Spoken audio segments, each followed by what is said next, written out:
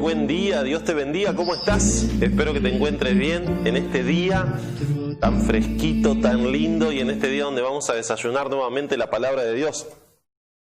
Muy bien, mis hermanos, vamos a ir a la palabra de Dios, a Mateo capítulo 6. Allí vamos a ir, Mateo capítulo 6. Y allí vamos a empezar a leer desde el versículo 5. Mateo 6, 5. Espero que lo hayas encontrado.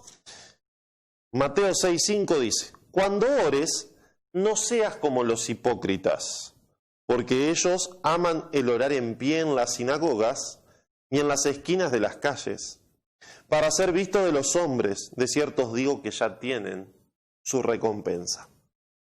Sigue diciendo: Mas tú cuando ores, entra en tu aposento, cerrada la puerta, ora a tu Padre que está en secreto, y tu Padre que ve en lo secreto te recompensará en público. Y orando, no uséis vanas repeticiones como los gentiles, que piensan que por su palabrería serán oídos. No os hagáis pues semejantes a ellos, porque vuestro Padre sabe de las cosas que tenéis necesidad antes de que vosotros le pidáis.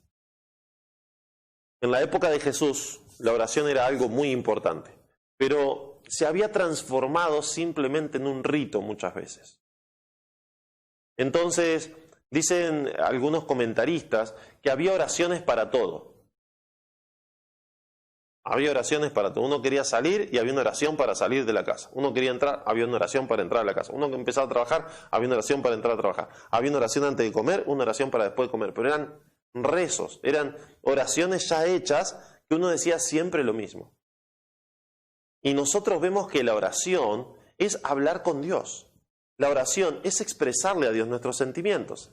Si querés ver eso, buscá oraciones en la Biblia, en Google, y te va a aparecer la oración de Esdras, la oración de Nehemías, la oración de Elías, la oración de Daniel, la oración de Jesús en Juan 17, y vas a ver que no es un rezo. Se hablan de las cosas que se necesitan en el momento. No es algo que es aprendido y se repite siempre lo mismo. No, es algo que es un diálogo, ¿sí?, entre una persona y otra persona, entre un ser humano y Dios, donde el ser humano le expresa los motivos del corazón.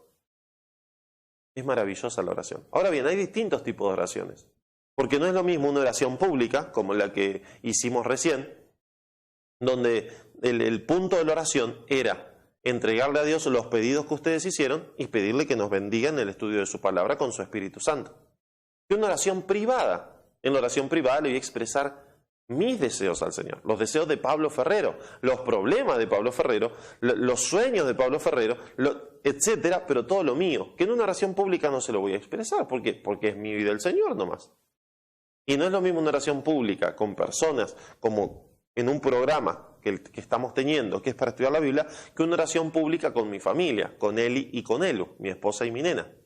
No es lo mismo. Con la oración pública de la familia puedo expresarle motivos que tenemos con la familia, cosas por las cuales estamos orando con mi familia.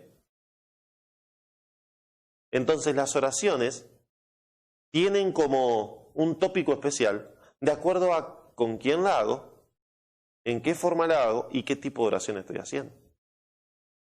El asunto de la oración es que a veces se nos puede transformar en una simple estructura de palabras que siempre repetimos lo mismo y que ya no pensamos lo que decimos. Y ahí estaremos cometiendo un error. Hay algo que tenemos que tener en cuenta al momento de orar. Mira qué lindo. Pero pida con fe, no dudando nada, porque el que duda es semejante a la onda de la mar, que es arrastrada por el viento y echada de una parte a la otra. Cuando oramos, necesitamos fe.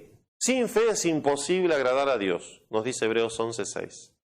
Para el que cree, todo le es posible, nos dice Marcos 9:23. Necesitamos fe.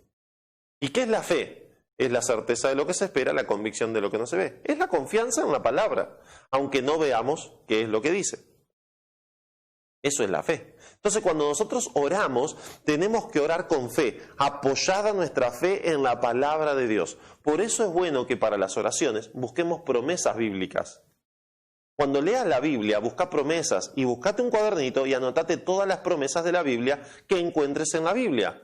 Y anota para qué sirve esa promesa, porque por ahí vas a encontrar una promesa que tiene que ver con la sanidad, por ahí vas a encontrar una promesa que tiene que ver con la necesidad económica, por ahí vas a encontrar una promesa que tiene que ver con el corazón que es pecaminoso, por ahí vas a encontrar una promesa que tiene que ver con la familia, con tus hijos, con tus hijos están siendo perdidos en el mundo por el trabajo del enemigo y vas a encontrar una promesa para ellos, que las hay.